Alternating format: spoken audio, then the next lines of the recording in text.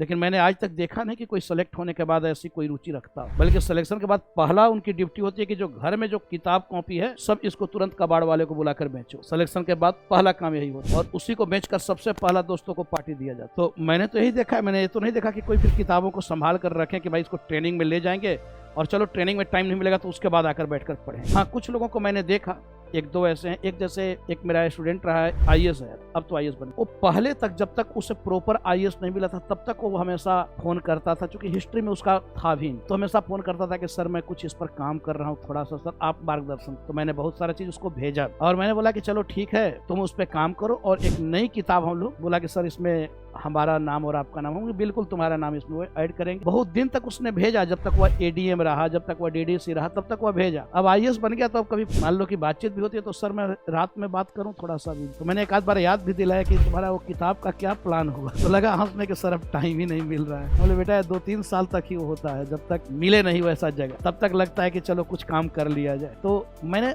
बहुतों को देखा है कि उनका यही वो रहता है कि जब तक आपको उस तरीके का पोस्ट नहीं मिलता है तब तक तो आप रहते हो बेचैन कि चलो कुछ लिख लेते हैं, कुछ कर लेते हैं, और उसके बाद जैसे ही फिर आपको होता है फिर सारी चीजों से आप मुक्ति। अच्छा, वो बहुत उसकी वो भी होती थी कि हमेशा मेरा इच्छा होता है कि मैं आऊं थोड़ा सा स्टूडेंट को गाइड करूं, लेकिन मुझे तो अभी तक फिर आया ही नहीं।